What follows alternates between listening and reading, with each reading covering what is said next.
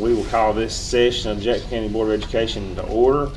And as our custom, we're going to take this first part of our meeting to pray about the things going on in our system. If you will notice, we have an empty chair here, and I know that probably everybody in this room is aware that Mr. Yant has been sick, had a heart attack, I think, last Tuesday, I believe it was, and we checked on him and we prayed for him. And Mr. West was actually there yesterday to check on Mr. Yant, and I was there Saturday, and when I left, I was pretty low. But Mr. West was there yesterday, and Mr. West, do you want to give a quick update on Mr. Yant? Yes, they moved him out to the room yesterday, and he was doing a lot better. He knew everything was going on. He talked a mile a minute, so he's getting stronger all the time. So Good news. So we are proud of that, and we know that prayers work, and we definitely want to keep praying for Mr. Yant and wish him a speedy recovery, and also for his family, because they've got some health issues other than Mr. Yant, and they're traveling to be with him and taking care of everything else. So we particularly want to be prayerful and thought of Mr. Yant today. So and everything else that's going on. There's a lot of things that faces our nation. We've got a hurricane bearing down on our east coast, and that's going to be bad. So we definitely want to keep our neighbors to the north in prayer as well. So if you will bow with me for prayer and silent reflection, please.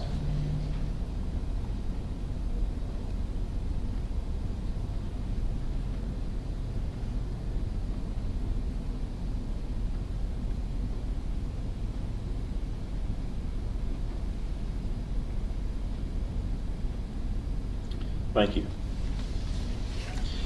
First item is to consider a motion to approve this agenda as it is presented.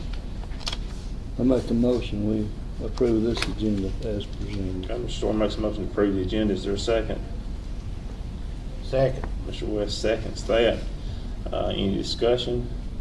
We'll move to vote on approving the agenda. Mr. West? Yes. Mr. Story? Yes. Dr. Guess? Yes. And myself is a yes, so this agenda has been approved. Our first item is our budget hearing, and this will be our second and final scheduled budget hearing for the upcoming budget, and Mr. Middleton has done a good job. And you may have gotten some questions from the first budget hearing, and I'm sure you may address those. And so we'll turn it over to you, Mr. Middleton, and let you do your thing. All right, does anybody need a copy of the budget? We got several copies. So, if you do change your mind, there's some in that box right there, and I appreciate everybody coming out, and this is a legal requirement that we have these two budget hearings, and we just they're for input from the community and employees and board members, and frankly, like most years, we don't get much input because a lot of this stuff is so kind of mysterious to people that I'm going to try to mention a few things. I call it the rest of the story, and try to some things to maybe help you understand all this, the budget and some of the numbers and why there's differences in what we actually come out to every year and what the budgets say. This is, slide here is I always try to show this, especially since it's gone the right direction. And we try our best, but a lot of it is just good. The Lord blessing the system with some growth and some lack of expenditures that we could have. We're open to all kinds of hurricane could come, really cost us a lot of money, but it hasn't to this point. And we're coming down pretty fast, in past years, and we've kind of made a little bit of a recovery, and we're just real thankful for that. But I want to explain exactly how this happens, and what some of the good things that have happened, how they actually occurred. I'm gonna, those that have the document, there's all this documentation, all this wording and everything, but it's, a lot of it's legalese and what the terms mean and what the population or ADM, our enrollment is, and what it's, we're basically in a declining growth system. And we're also in a 10-mill system that's not very highly funded, so we struggle with every dollar. But the population is also decreasing. So that works against us and for us. As far as working against us, our funding from the state goes down every year. So you wonder, well, why are we coming up? And well, part of it is we have less expenditures that we have. We lose teacher units, but so the state cuts us in funding, but we don't. And what a lot of systems do is when the state starts cutting, they don't actually reduce any employees, and that gets them in trouble. But because the superintendent, administrators are taking it serious, when the state cuts its units, we've got to make the hard decisions, and they've made the hard decisions. And we've also had, we have federal monies that come in that can maybe take up some of the slack as the state backs off of funding us. Federal, we have some, because of the free and reduced lunches that we have, that is rather high in some places. We have some pretty good federal funding, so that comes in, and by really subsystems, I'll always, I've been in a lot of systems, not only working, but in auditing, and the attitude a lot of times is, well, this federal money is our money, and general fund and central office, y'all just worry about your own stuff, and we'll worry about our world, and you worry about your world. But that's not the attitude that we have here, and that we try to team up and say, hey, you take some of this, we'll take some of that, and we make these dollars on both sides stretch further and be efficient. Or we'll team up in one particular area, and you do part of this and part of that, and we, that's the attitude, and that's another thing that is on the positive side and causes this balance to go up. But let's go to the actual budget, which is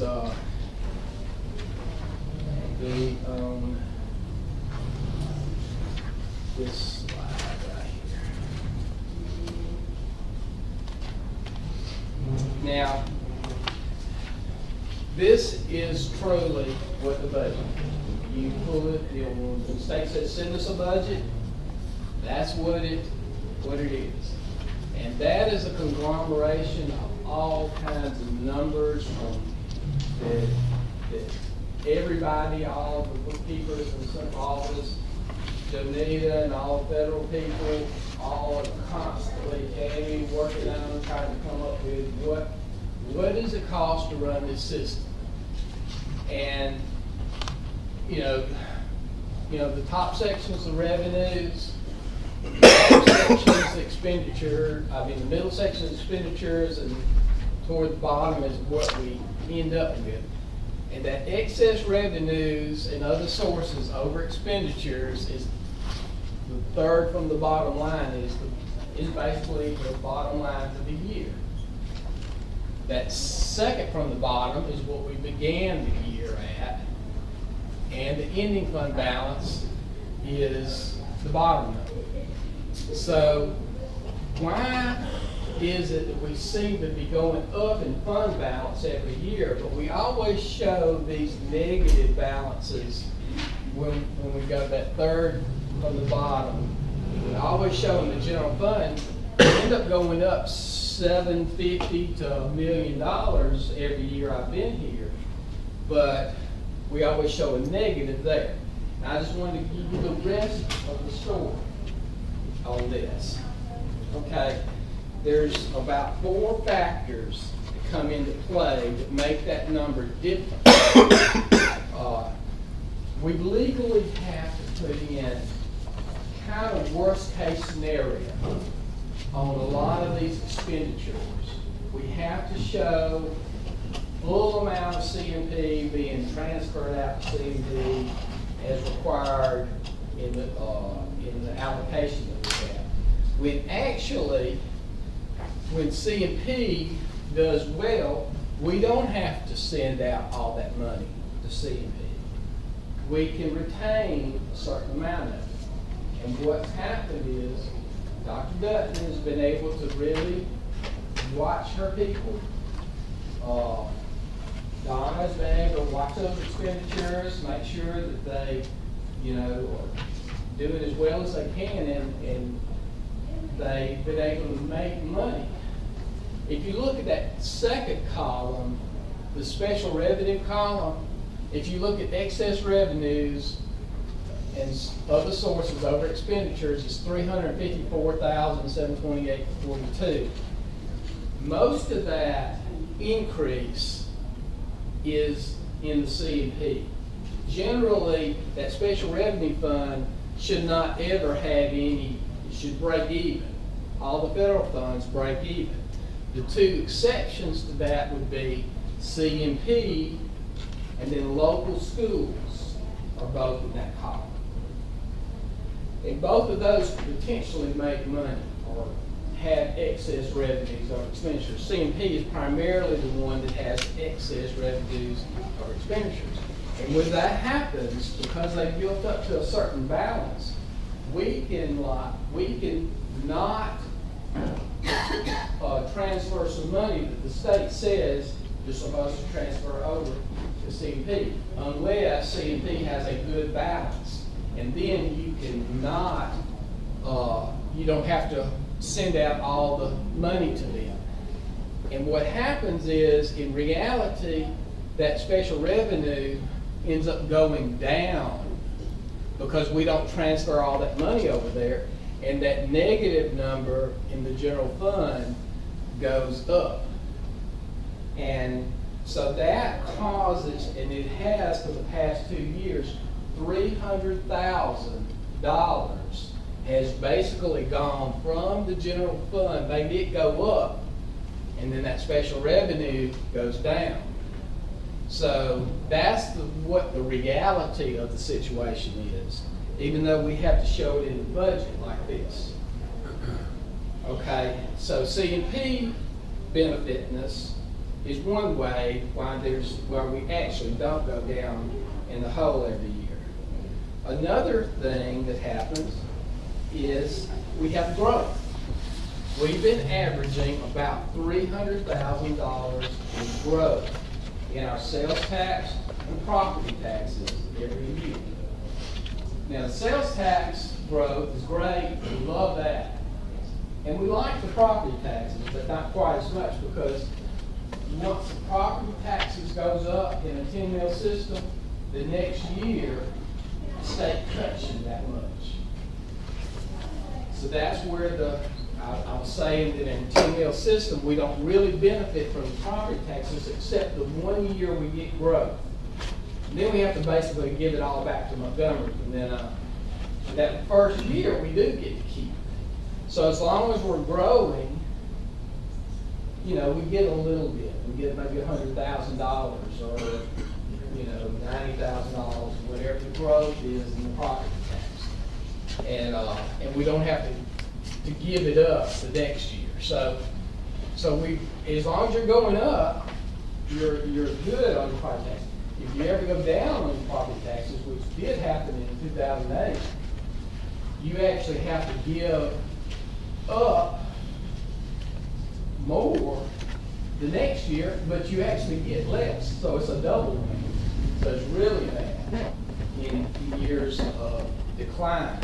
But because we've been getting growth, we get a little bit of a benefit from the property tax, but we get the wonderful benefit from the sales tax if we get it and we keep it and we don't have to share it with anybody. Okay, so 300,000 swaps over from special revenue to general fund through C&P. Another 300,000 goes into general fund on average. That is from the growth of local taxes. So now we're getting way out of the red into the black. Okay, other areas, and I call that the fight.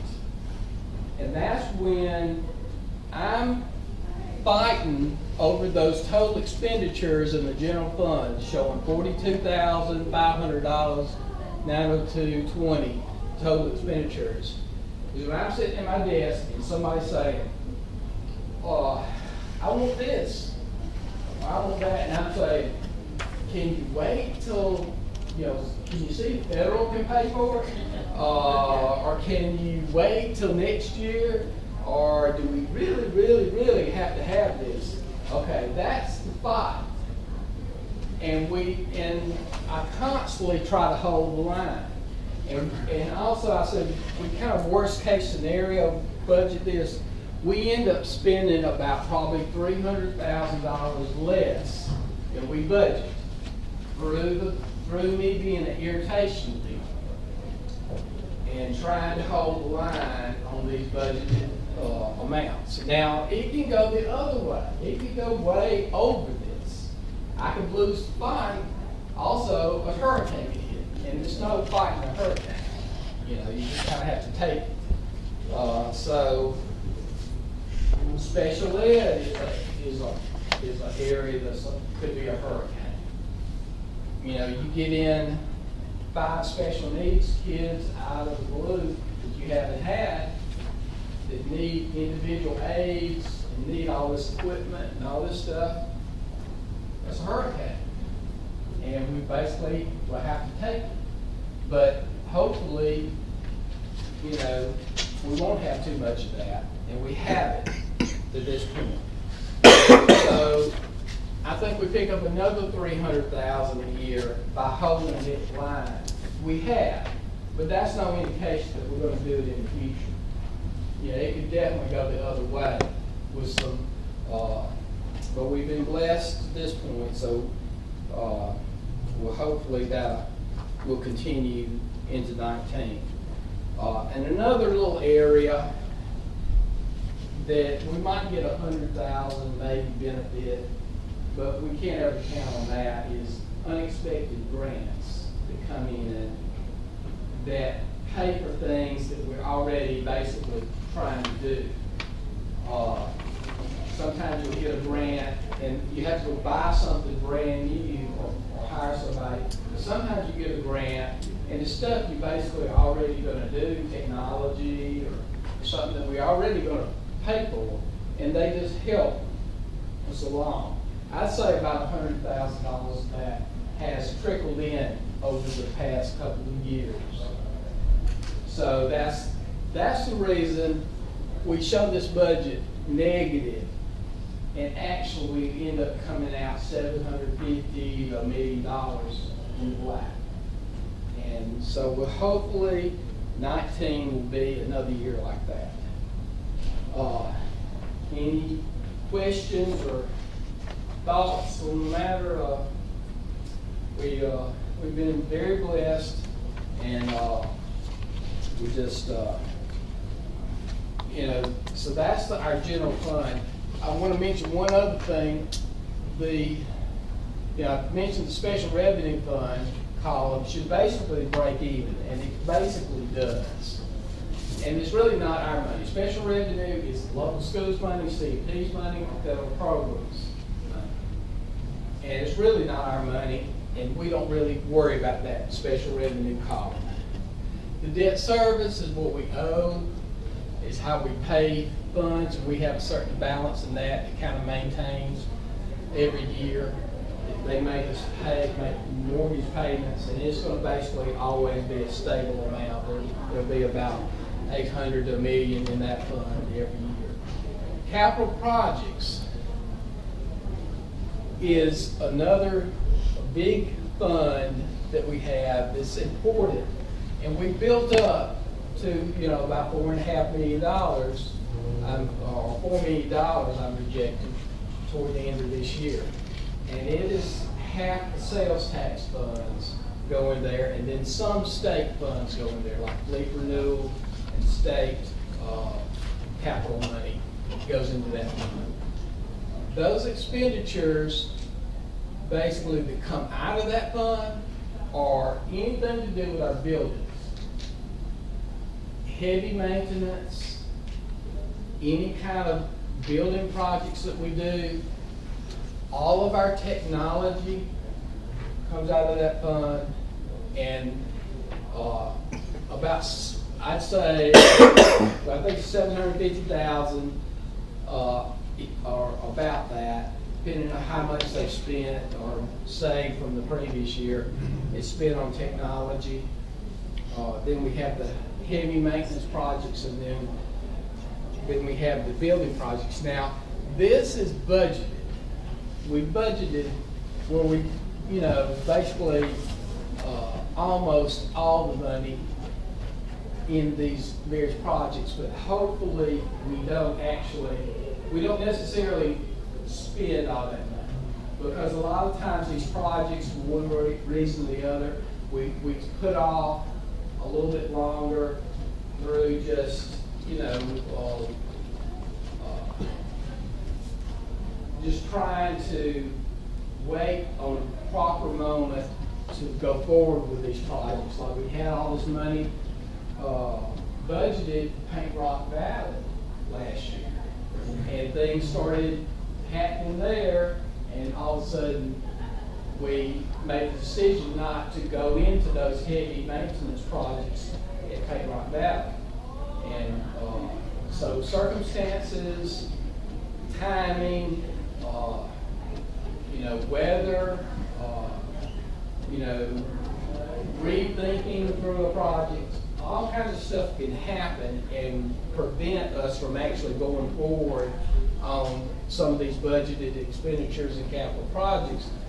But we always want to have it planned out and ready, so that when we do get ready to put the shovels in the ground, that we've got the money set aside, that we can go forward into these projects as the board sees fit.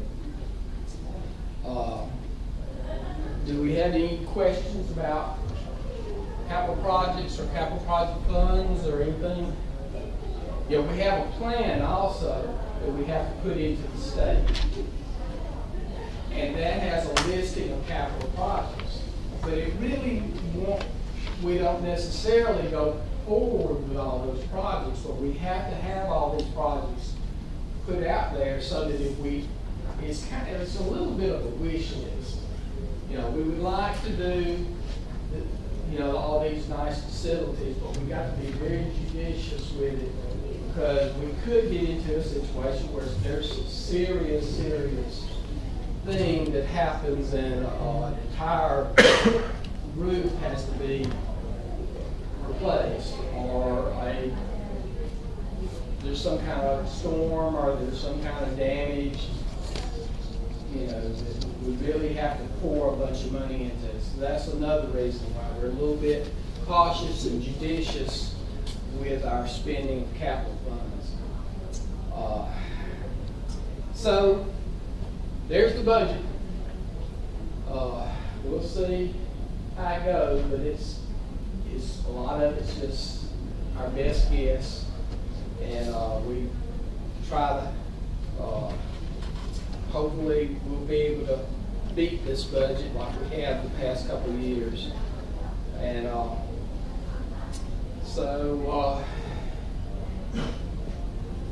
we've there's a lot of analysis pages in your budget packet, where it compares budgets over the years, between this year and last year, and breaks down local revenues and all the different aspects of it. There's changes in the state revenues, and our total state revenues are going to actually be down about $245,000, for the year. So there's our expenditures and salaries. Salaries and benefits are very little changed, because what we do, we reduce our number of employees, but everybody's getting a 2.5% raise. So we've kind of taken down 2% of our employees, and then we get a raise of 2.5%. So our salaries and benefits are very little changed. There actually was an increase in some of the retirement rate, and it caused the expenditures, employee benefits to go up. But it's very little change from last year. So, anybody else got any questions? If you don't, we might wind this on up. I don't have a question, but I just want to tell you how much the people of Jackson County appreciate you, what you do in make our school system not in a very good environment. All the people that work here appreciate like you mentioned the CMP and all the we appreciate it so much. Well, we appreciate you, and it's definitely a team effort, and the superintendent's giving us good leadership, and the board, they always keep us on track. We don't do something right, we know we're gonna hear it, so it keeps us spurred on. So. Well, I do have a question. I know that Google is going to be big here in our, I think a lot of the meetings and things with impact and stuff, and I feel like that Google is going to start, giving more to the school systems as they come in and everything. When they give money to the school systems, is it designated mostly for technology and things like that? Or do they just sometimes give money for us to do whatever we need to do? A lot of times it, doesn't have big time strings attached. Of course, they do like technology spending, but they really don't. They don't really put a whole lot of strings on it. And most of it is actually still here. That's part of the build up of the fund balance. But some of it, a lot of the training that we get, these new initiatives, we get into A+ program where we're trying to do advanced placement. A lot of that training has been coming out of that fund, but it's not been that much coming out, and it's kind of been building. And so we are extremely happy about Google and their willingness to partner with us, and they supported a tech person coming in, and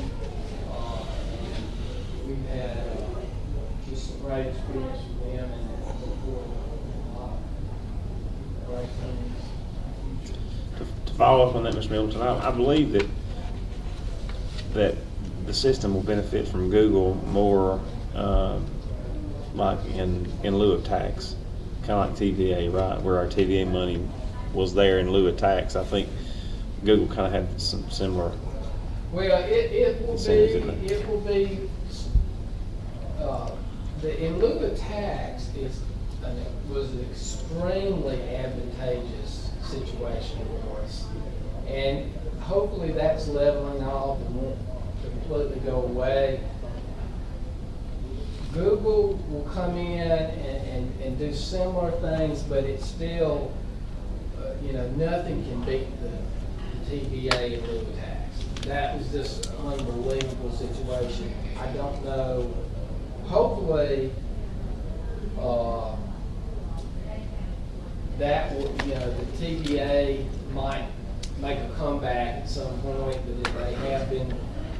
down with their funding and,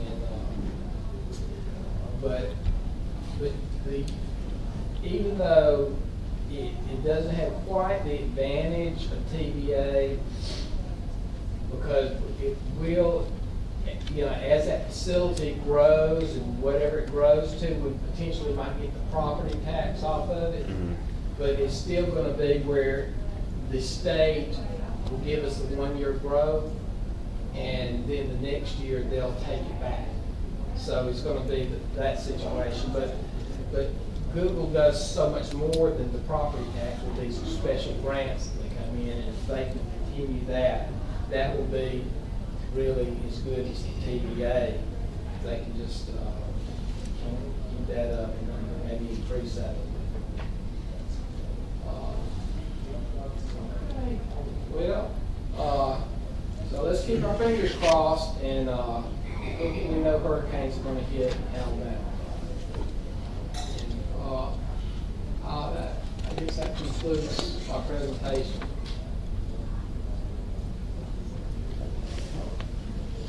Thank you, Mr. Middleton. And Mr. Middleton is doing exactly what the board hired him to do, and that's to keep a tight rein on our money and to say no at times. When we need to say no, say no. Not every answer can be a yes, especially when it comes to your money. It'll leave you faster than you can get it. Next, under general business, we have to consider a motion for any corrections, additions, or deletions to August the 8th and a special called meeting on August the 30th. Do you have a motion to approve those minutes? I'll make a motion to approve the minutes. Story makes a motion to approve those. Is there a second? I'll second that. Is there any discussion? Hearing no discussion, then we'll move to vote to approve those. Mr. West? Yes. Mr. Story? Yes. Yes. Yes. Myself is yes, and those minutes have been approved. Item B, consider a motion to approve the financials for July of 2018. The total payroll expenditures were $3,742,545.55, and the total non-payroll expenditures $1,260,992.77. Make a motion to approve those. Is there a second? Second. Mr. West seconds. Is there any discussion about those financials? We'll move to vote on that. Mr. West? Yes. Mr. Story? Yes. Dr. Guess? Yes. Myself is a yes, and those have been approved. Item C, consider a motion to approve the financials for August 2018. Total payroll expenditures, $3,613,573.72, and the total non-payroll expenditures, $684,836.02. I move to approve financials for August. Mr. West makes a motion to approve those financials. There's a second. I'll second. All right, Mr. Story seconds that. Any discussion of those financials? We'll move to vote. Mr. West? Yes. Mr. Story? Yes. Dr. Guess? Yes. Myself is a yes, those have been approved. D, consider a motion to approve the 2018 through the 2023 capital plan. I'll make a motion to approve that capital plan for 2018 through the Where 2023. is the capital? Where is that? It's right there. It's gonna be in, Okay. Mr. Story wants to take a look at that.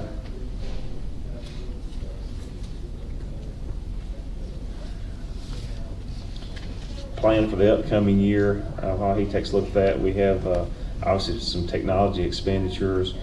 We have a bond payment that we have to make for the next several years. That is part of that. We have some roofing projects that we have on the capital plan, some HVAC maintenance, countywide fire safety, inspection and maintenance. We have air conditioning projects at 6 locations: Section, Bridgeport Middle, Stevenson Middle, Hollywood, Dutton, and Flat Rock. We have 2 school awnings, which will be at Skyline and Pisgah. And then we have demolition of 4 buildings. So that would be the old ag shop at Pisgah, at Section, the old lunchroom at Pisgah, Stevenson Middle School Ag Shop and North Sun Mountains Old Field House. So.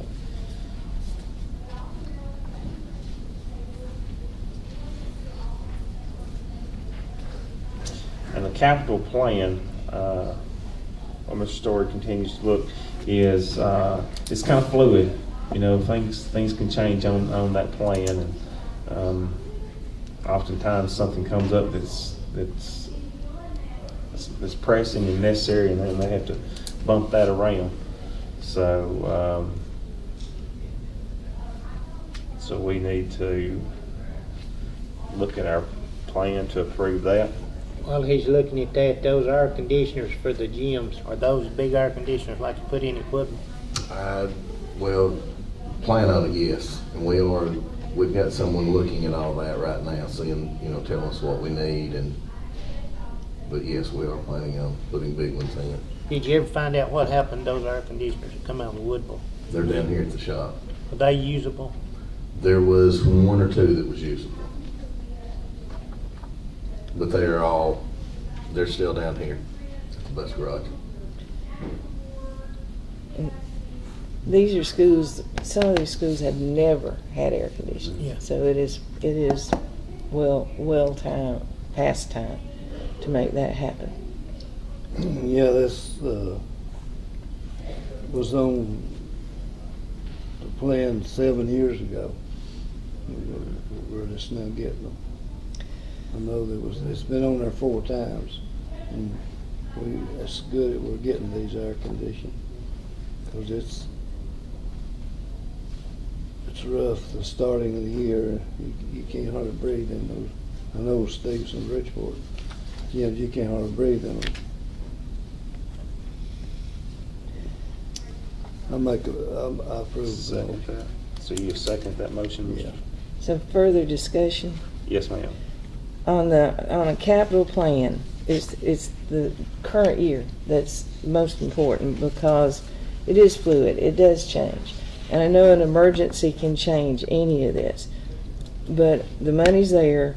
We're committed to doing these things this year, and an emergency can change all of that. I understand, but this 2019 year, we're going to work down this list right here. Yes, ma'am.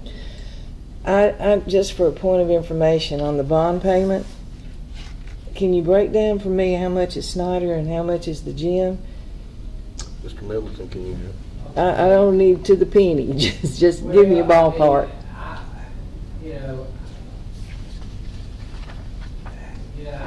Off the top of my head, it's gonna be really hard for me to even, Just for our information, we're committed. We're going to do this, but I'd like to know going forward. What do we owe Snyder, and how long are we going to be paying them? And the same thing on the gym. How much we still It's owe? all wrapped up into one single bond issue. Okay. And we made $70-something thousand a month mortgage payment, basically, Okay. on that. And we're going to continue that for another 19 years. 19 years of this amount right here. This $892,000. $892,000 for 19 years. Okay. Thank you. And that totaled up to, what was that amount, 13 million, or what was it? Yeah, it was in that range. I could pull these schedules out and give you that numbers. That's a point of information for me, because I was not aware of these commitments that were made prior to my coming on the board. It's not necessary to go into that detail, but it's something I think I kind of need to keep in mind. Thank you. Yes. I can give you. That's fine, that's No, fine. I that- remember when it happened. Yeah. Yeah, that's enough. I knew what Right here. I knew what the gym cost, but the board never was informed.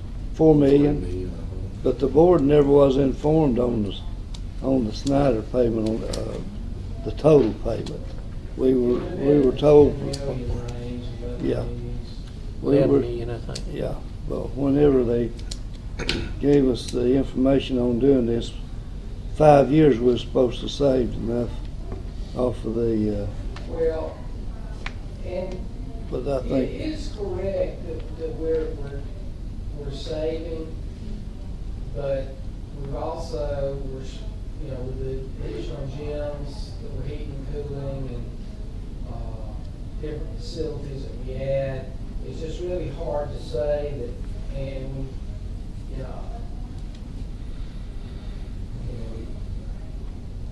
it's kind of like, you go to the store, you spend a bunch of money, but you're so much off, so you think you're saving money, but you're actually spending money. So it's a little bit of that going on,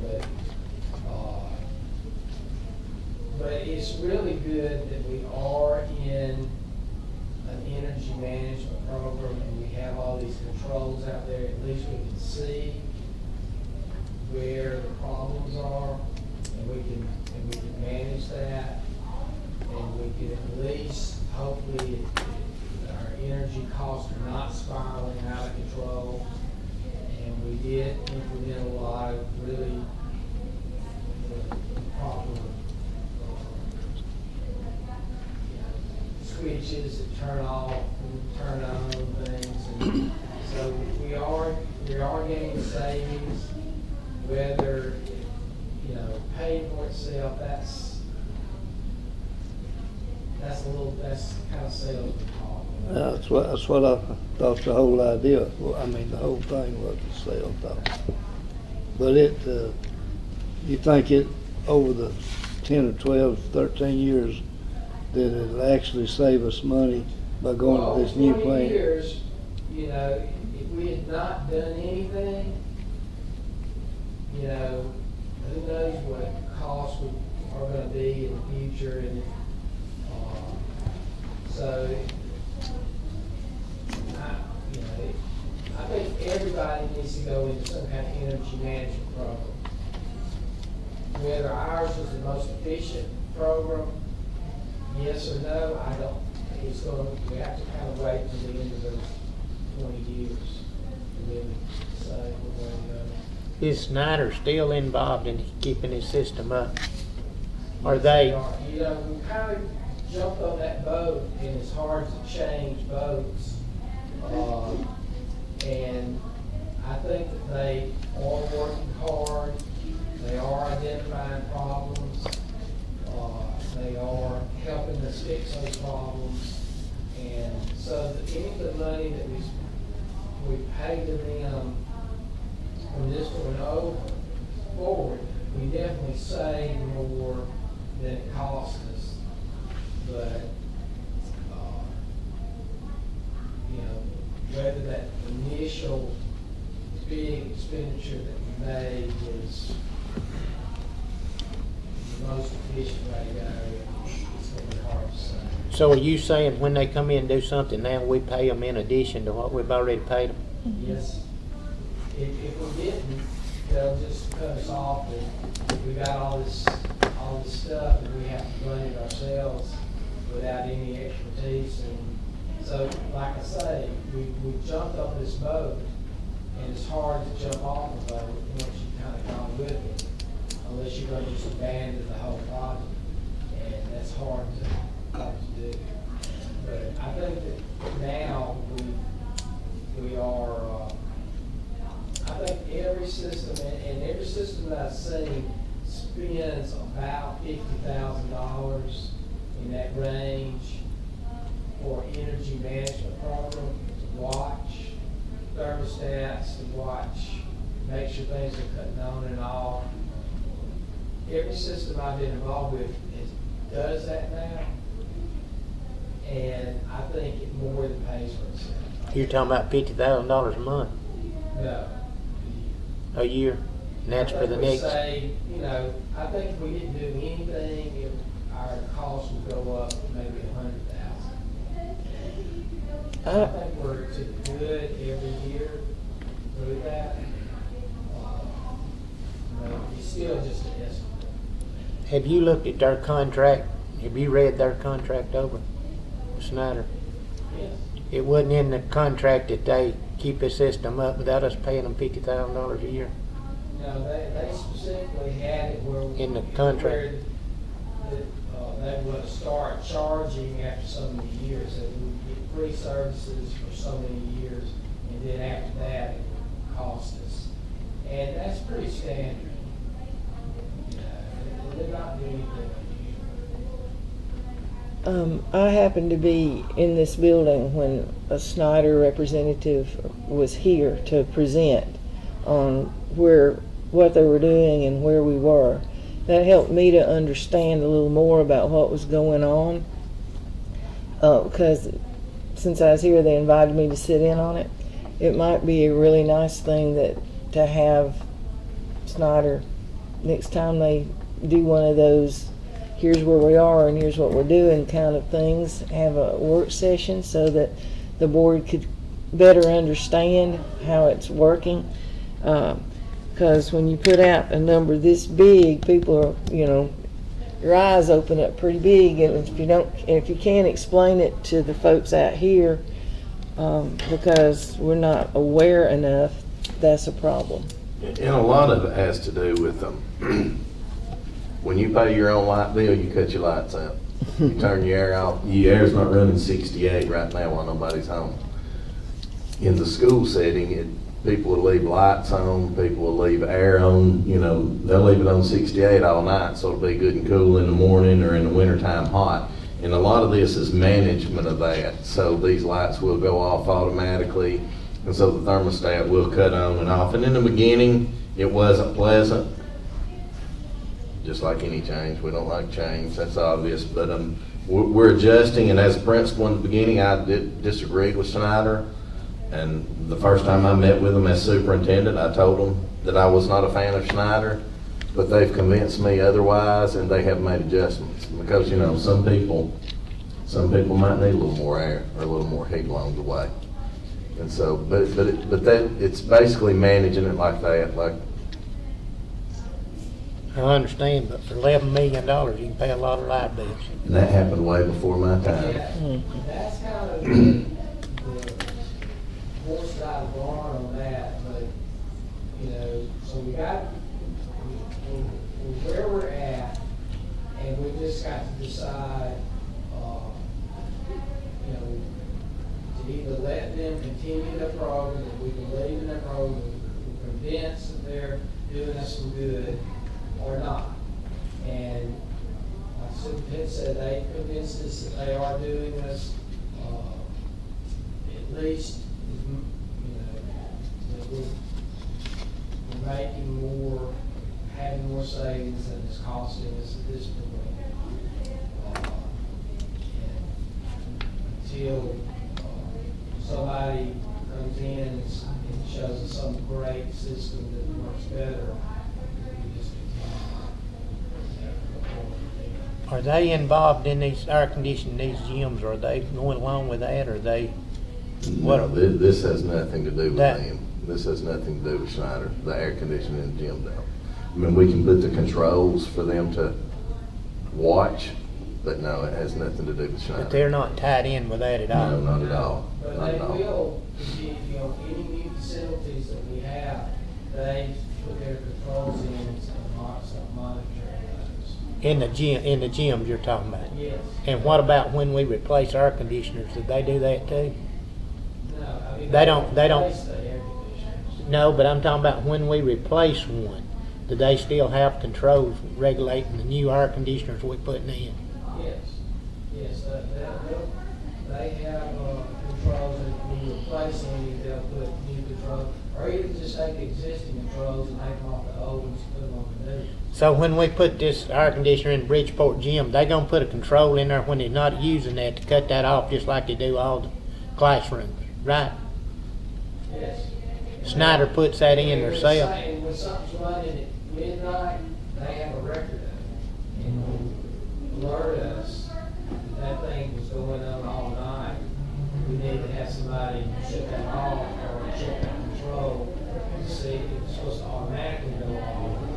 Check that out, that kind of thing. Well, a perfect example is a Schneider representative was here this week, and on the computer, it showed that there was an issue at a school.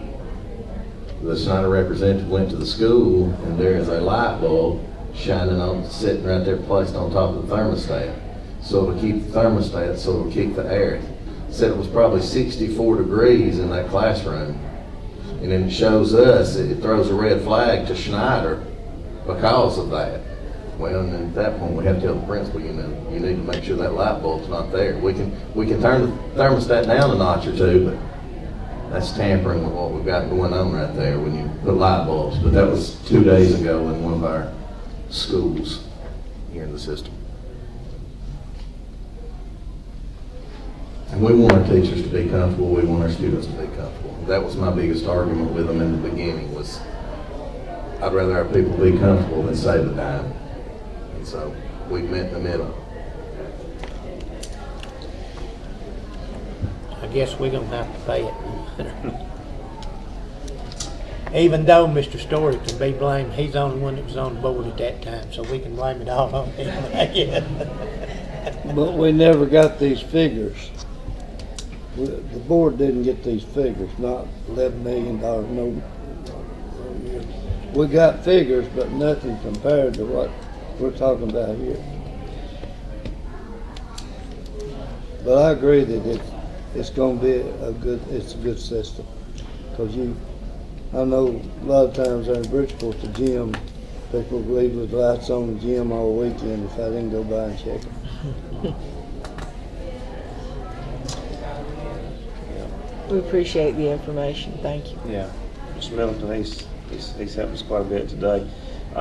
Before we need to vote on this item, and like I said, we have the 2019 projects that are laid out, and something could happen and they could change, but since we're in discussion mode, the budget comes into effect October 1. I hope that we have a demolition crew at section the night before waiting to tear that ag shop down because it's a liability and it's an eyesore, and we gotta get that thing down. So pass that on to Mr. Kirby. I think the board would agree, all agree to that we gotta get that down because it's a safety issue. We wanted it down last spring, and so they threw a roadblock up on there. Yeah. So we have a motion and a second. We've had some discussion on our capital plan. If there's no more discussion, we'll move to a vote. Mr. West? Yes. Mr. Story? Yes. Yes? Yes. Myself is yes, and this capital plan is approved. Now, Mr. Middleton, we've had 2 budget hearings, and we're required to do that, but we're also required to vote on this budget, and we did not have that included in this agenda. So we need to regress and put that into our agenda. You just amend the agenda now, and put it wherever you want to. Okay. I would like to recommend that we add a motion to consider the approval of the fiscal year 19 budget. Okay, and I would like to add that at the make that item number F. Amend the agenda to include item F, and that is to consider a motion to approve the fiscal year 2019 budget. Worded well enough for you, Mr. Middleton? Okay. So I guess we'd consider a motion to. I make a motion to approve the budget. Okay. Tell you what, since we have that one, this is a. We probably need to amend the This is agenda the first. yeah. This is a motion to amend the agenda to add that. Motion to amend the All agenda. right. Mr. Story makes a motion to amend the agenda to add that item F. We have a second. Second. Mr. West seconds that. All in favor say aye. Aye. All right, so we now have F. Thank you. So we'll get to that one in just a second. Back to item E, and it's a consider motion to approve the following field trips, and if we can, we're going to take those all as one motion. But you have Pisgah Beta Club as item 1, item 2, Epcot health science class. 3 is physical FFA. 4 is physical cross country. And 5 is physical indoor track. And item 6 is physical outdoor track. And these stretch way on into future months. So we'll take those as one motion. I move to accept the overnight trips, Mr. West makes a 1 motion through to 6. approve those field trips. Is there a second? No second. Mr. Story seconds that. Is there any discussion on those 6? Hearing none, then we'll move to a vote. Mr. West? Yes. Mr. Story? Yes. Dr. Guess? Yes. Myself is yes, and those trips have been approved. Now we have item F, which is to consider a motion to approve the fiscal year 2019 budget. I move to approve the physical budget. Mr. West makes that motion. Is there a second? No second. Mr. Story seconds that. Any discussion on that budget? Mr. Middleton, thank you for preparing that and explaining it to us. Then we'll move to a vote. Then Mr. West, Yes. Mr. Story, Yes. Dr. Guess, Yes. and myself is yes, and that budget has been approved. Now for personnel actions, we have a transfer. A says consider a motion to transfer Denise Higdon from countywide instructional aide to elementary teacher at Skyline High School effective September the 14th. I move we approve the transfer. Mr. Story makes a motion to approve the transfer. Is there a second? Second. Mr. West seconds that. Any discussion? Then we'll move to vote. Mr. West? Yes. Mr. Story? Yes. Dr. Guess? Yes. Myself is yes, motion passes. Under employee, consider a motion to employ Regina Wilhite as a 50% elementary teacher at Bryant School effective September the 14th. I move to employ Miss Wilhite. Mr. West makes a motion. Is there a second?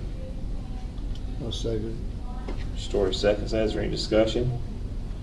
Then we'll vote. Mr. West? Yes. Mr. Story? Yes. Dr. Guess? Yes. Myself is yes, motion carries.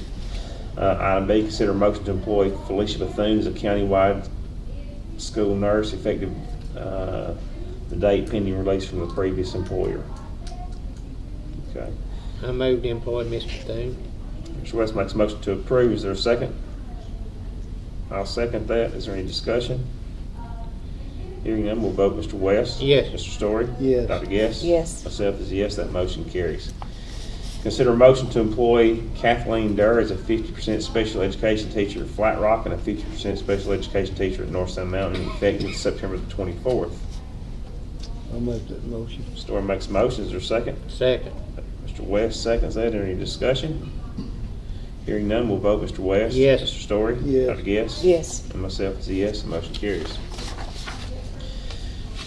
D, consider a motion to employ Rachel Pope as a countywide EL aide effective October the 15th, 2018. That is pending a background clearance. I'll make that motion. Is there a second? Second.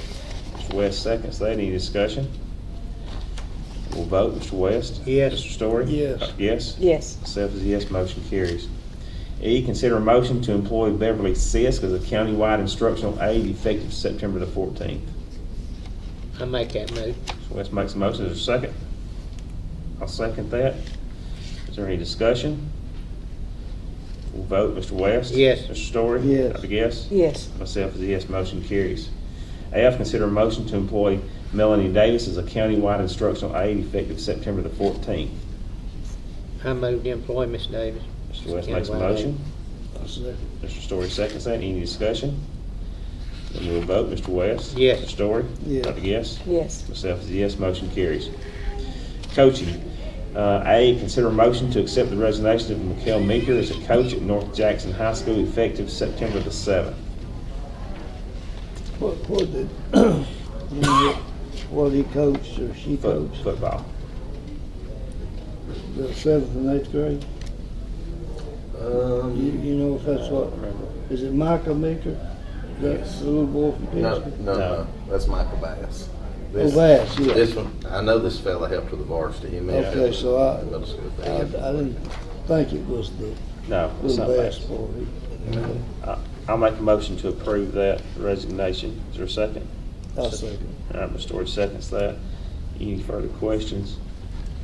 We'll vote. Mr. West? Yes. Mr. Story? Yes. Dr. Guess? Yes. Myself is yes, motion carries. B, consider a motion to approve Andrew Beam as a non-faculty assistant coach at Macedonia effective September the 13th. I'll make that motion. Mr. Story makes a motion. Second. Mr. West seconds that. Any discussion? I'm sure that they will make sure he has passed his courses through the Athletic Association. We'll vote. Mr. West? Yes. Mr. Story? Yes. Yes? Yes. And myself is a yes, that motion carries. Under announcements, I think we have a presentation. Mr. Dukes, do you want to introduce? Mr. Middleton. We have Representative Boyd Reagan.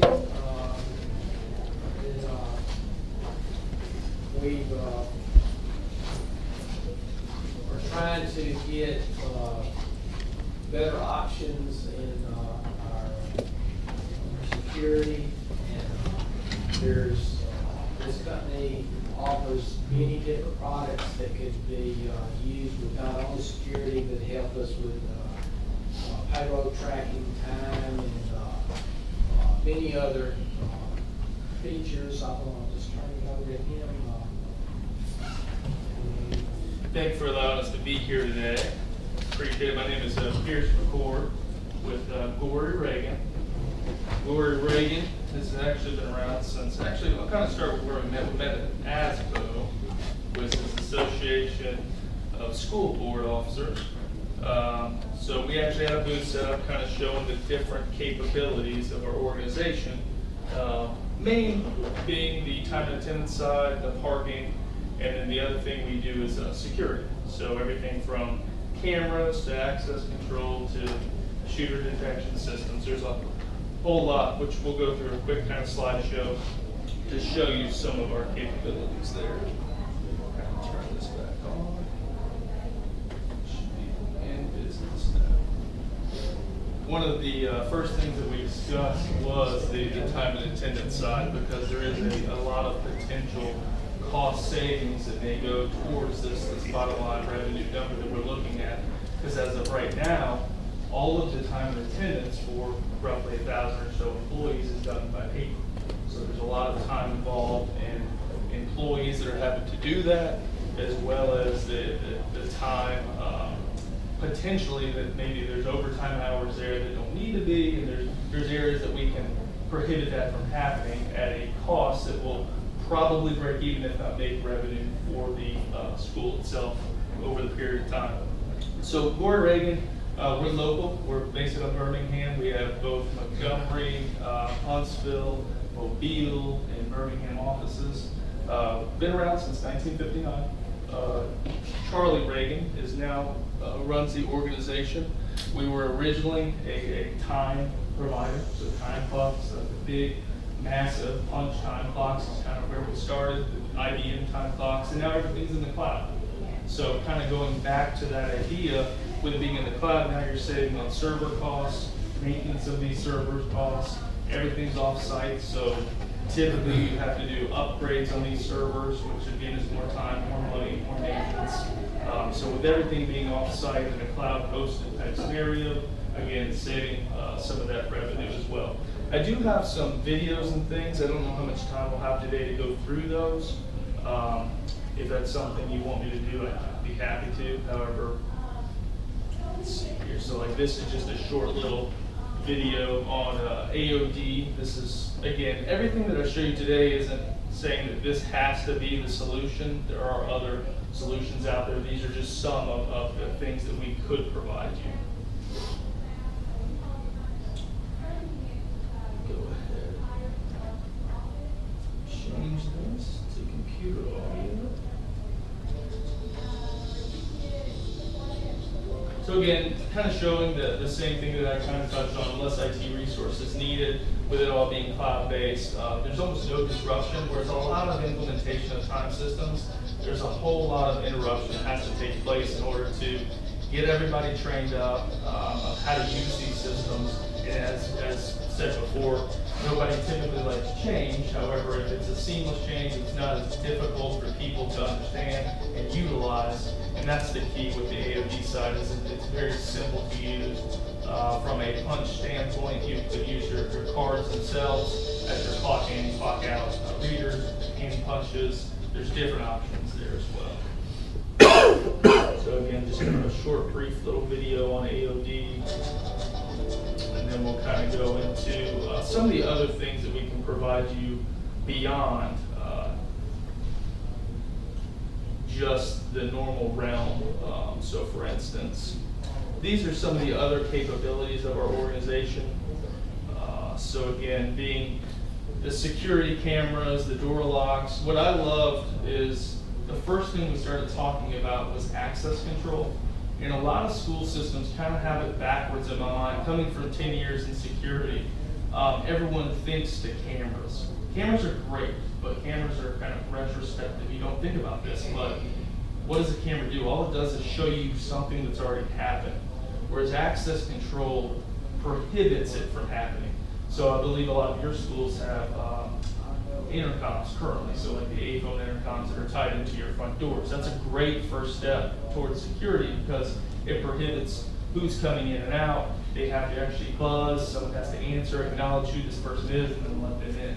Beyond that is the access control, actually locking all these doors down. It's typically starting on perimeter doors or potentially doors that teachers and staff are utilizing to come in through on a regular basis and keep all of the doors locked down.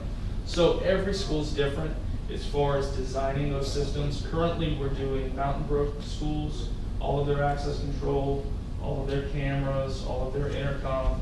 We're also currently working on Russell County schools, roughly $1 million there of cameras, access control, actually networking, and intercoms as well. So it's something that we're well versed in. And myself, I actually left a very large manufacturer, Access Communications, with one of the top camera companies in the industry, because I felt this need at home. I had 10 plus states to travel, and I wanted to make sure our local churches, our schools, and all these were better secure. And this has kind of been one of my missions, something that was on my heart. So now at home with my 2 little ones and my wife as well, and out kind of preaching this gospel in the way on the security side. So going from access control, we'll kind of touch on our ability of these end-to-end capabilities. And one of the biggest 3 things with Gordy Reagan is we're easy to do business with. We care about our customer, we care about our people. We're almost like a Southwest Airlines, and we believe in our culture and treating our people the right way. You're going to get more out of us, and you'll see that from our technicians when they're on site, as well as our product managers. So from the access control side, here we're showing AMAG. AMAG is who we utilize at, Children's Hospital, St. Vincent's, Tuscaloosa, Russell County. It's a very easy to use access control system. It will work on your network and can expand seamlessly as your business grows. Do you have an out-of-date access control system that's no longer supported, or are you thinking of moving to more secure smart card technology? Do you find most security systems just don't fit your requirements, or are simply overwhelmed by the choices available and how complex they seem? You need an access control system you can trust, one that will grow and evolve with your business and be simple to use. You need Symmetry. Symmetry offers you everything in a single access control. So it even has visitor management built in for schools. That's something that's being utilized as well. Built-in video management system. We take the security of the millions of people we protect with Symmetry seriously. When you trust your access control system, when your system plain works, your team can deliver. People actually like using Symmetry because it's so simple. You don't even need training, yet it's capable of so much, and the benefits it brings to your business are enormous. With thousands of Symmetry systems installed across every business sector, our local trained installers will install the system you need to keep your business safe and secure. Click below to find out more. So the big takeaway, again, from that is, for me, is scalability. So a lot of these schools, yes, they have 25 doors per school that they would like to eventually possibly have access control on. But to start with, maybe it's just the front doors. Maybe it's just that back door that the teachers come through, the staff comes through, and eventually you can add from there. And that's the beauty of it, is it allows you that scalability. It's an open platform. You're not going to get locked into something that only Gordy Reagan can service. That would never sell. Everything that we're going to look at today, anybody could offer you. It's just, these are some of the best fit that I've noticed for school systems, because it checks a lot of those boxes. Mostly your schools are gonna have that style door right there. They're gonna be double crash bar. Most are gonna have a mullion, that middle piece there as well. And the locking hardware that we would design for that too would be ANSI grid. So basically you couldn't open that door from the exterior as well. It's 10,000 pounds of force is what's needed. But there's a lot more to access control than just a card reader. And there's different technologies within card readers too. For instance, Russell County Schools, we provided a type of card that can be utilized for their lunches as well. So that card has multiple segments. One, yes, it unlocks the door. And then it does time and attendance. And then the other sector actually pays for the kids' lunches. So it gives them these capabilities, and now I know who went where and when, and that's what's most important. On top of that, the access control is tied to a camera. So on the doors that they're not actually putting access control, if someone hits this door and it opens, it's not supposed to. So it automatically pops a video and begins recording that incident on the access control side. So again, and that's just via a set of dry contacts. So there's a lot that can be done outside of just simple access control.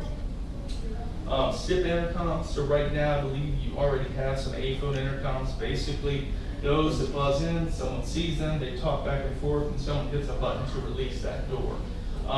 SIP intercoms, if you had IP-based phone systems, or if that's something that was on the docket, these could actually tie into those phone systems as well.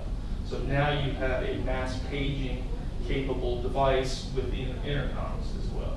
So that's just something else that we have looked at, and actually Russell County Schools is moving that direction on top of those other things with their IT department. So step one, or layer of security, if I were designing a system for my kid's school, was access control. 2 is proactive communication. This is an area that a lot of schools fail horribly. They go and spend all this money on cameras, and then they realize, okay, an event happens, and now I can't get a hold of anyone. So what do they resort to? They resort to cell phones, and now this cell phone thing's happening. Whereas with this is an SMS, this is a paging over the paging system, this is social media notifications as well. So as an event happens, it's able to blast out via, again, the access control system to all of the known parties that need to know this information and where to go. So to me, that is probably the next most important thing. And again, this is just kind of showing all of it tied in. Amica then ties into the access control, to the cameras, to your fire. Again, it ties in if you head to the IP phone systems, you would actually get a pop-up alert on those IP phone systems as well. So just a well-rounded solution. Eventually, I see a lot of the classroom doors go into more of like a wireless lock system. So instead of having to pay a lot of the higher costs in a full-blown access control, they actually just install locking hardware that's wireless on that door that then they can shut down certain sections of a building. So somebody's in the right east wing, well, now I can lock down all doors with a single press of a button, including interior doors, if they have somehow penetrated the exterior. Maybe somebody left a door open, maybe that rock. It is probably our largest nemesis in all of access control, is that rock. And if you're smiling, you know what I'm talking about. It's that teacher that's put the rock under the door to leave it open. On top of that is, again, security cameras. And I don't want to dissuade from cameras. Cameras are very important, but just keep in mind what they are is they've been, for the most part, very retroactive. Unless you have someone constantly monitoring these cameras at all times, possibly the police force, local police or something like that. Otherwise, everything is all about how easy is it to go back, look at video, pull the segment that I need, and to export it. And again, AMAG has a video piece that works with pretty much every camera on the planet that I can pull into this system as well. And the other beauty of it is, it's real small down here on the left, but I can actually tie my video and my access control together. So again, those events are tied to each other based on when, where, why, with camera footage. So that's very important to me for the ability to go back and kind of look at those different video capabilities. I won't go through this whole thing. This is really more of then talking about their software and how important it is based on the current news and some of the things that they've seen happen. Another big takeaway here is cameras. Cameras have evolved tremendously. I remember cameras that used to be this big and we built 36-inch dome enclosures. Now cameras can be a pinhole that you don't even see, you know, in the ceiling. Well, another technology that I'm utilizing a lot in the school systems is multi-imager technology. And the reason is with these video management systems that does all the recording of the cameras, you pay per license.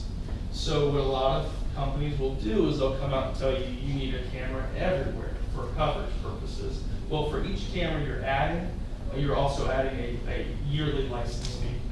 Well, with a multi-imager camera, I was able to eliminate almost 40 to 50% of the camera counts needed at Russell County Schools because I was able to use one camera with 2 imagers, or in some scenarios, 4 imagers, maybe looking down a T-type hallway, or looking down hallways, long hallways with 2 imagers, and then another one kind of down the hall, still giving actually better coverage than the competition was giving, but eliminating that reoccurring cost for the school system. Another thing, metal detectors, again, that's really a very specific need. We even have some portable ones for special events and things like that.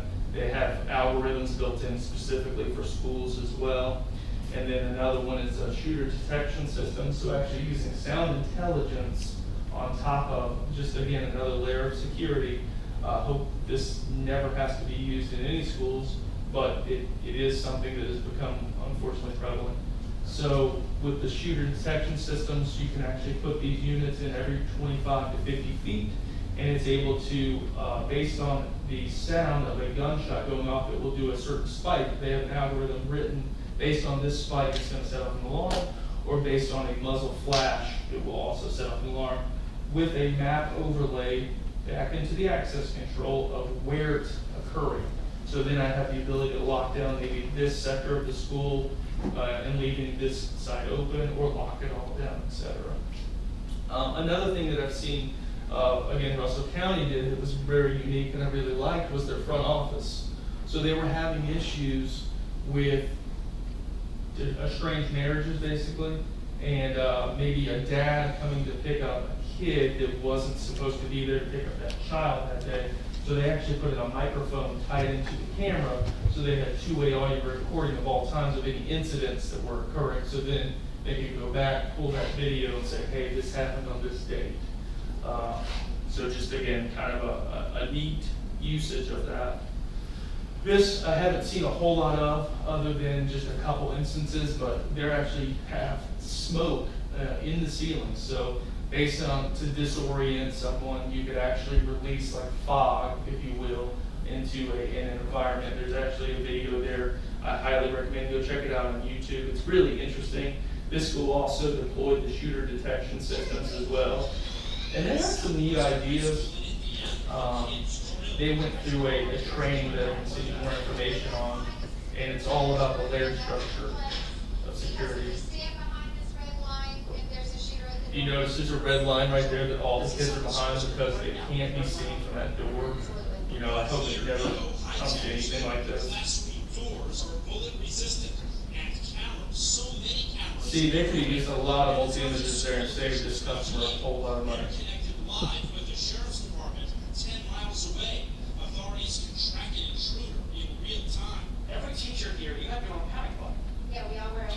And that's the next thing we're going to get into. That's the reason I played it. Is we use it a lot more for long-term living facilities than anything, but actually having a type situation on the teacher. The teacher can flip help if they actually see the suspect and they're in danger, or they can flip safe if the kids are safe.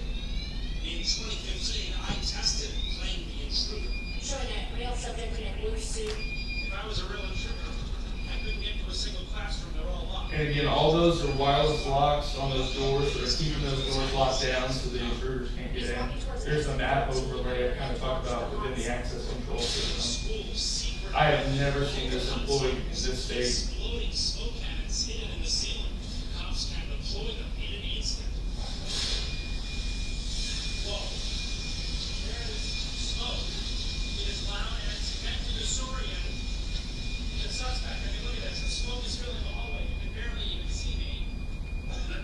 But I think you get the point kind of there's a lot of technology out there. Some of it probably overkill for where we're at. However, it is out there. And those emergency response buttons are all wireless, pendant mount worn buttons as well. But they can even be wristwatch based buttons as well. And then that's kind of, again, I didn't want to go into a lot of detail. And there's a whole lot more we can do as well as monitoring this. So, for instance, instead of having 24/7 on monitoring of these devices, so you eliminate the cost of guards and things like that. If you had areas after night, you wanted a virtual concierge, as they call it. Someone is literally watching cameras to make sure you make it out to your car safely. So again, as well as any other events, false alarms and things like that, we can actually sit there and monitor those to notify the local police if there's an incident that you need help with. Were there any questions as far as security is concerned?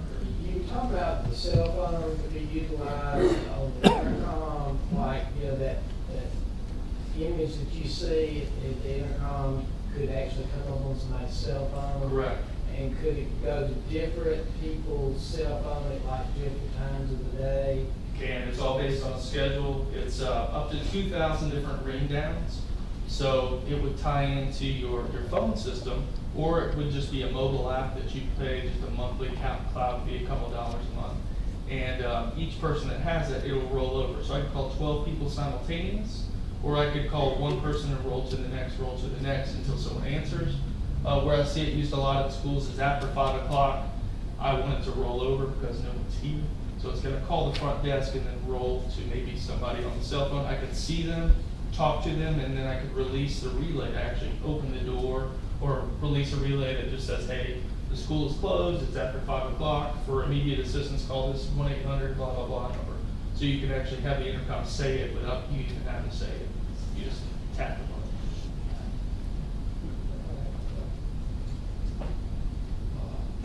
We sure do appreciate the presentation, and, you know, one good thing about that is it's like an a la carte type thing that you can get this, try this, and then say, no, we don't need this.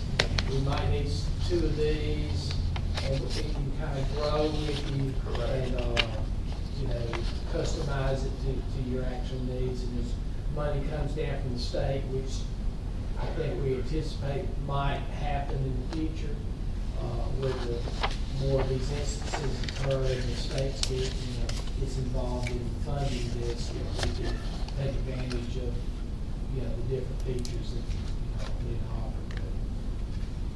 And I'd love for you to talk to Lieutenant Russell from Russell County Schools, because they've been able to leverage a lot of this grant money that you're speaking of. So it may make sense to put you guys in touch of maybe how is he getting this extra funding and things for the security system. We sure do appreciate it. Appreciate you all and your time as well. Thank you again for allowing us to come show the presentation and kind of spread some knowledge on the security side. Okay.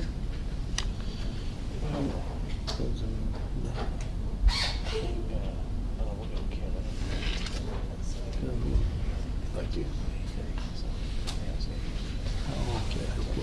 All right, then we appreciate the presentation, and we will now entertain a motion to adjourn. Make the motion to adjourn. Story makes motions. Is there a second? Second. Mr. West makes a second. All in favor say aye.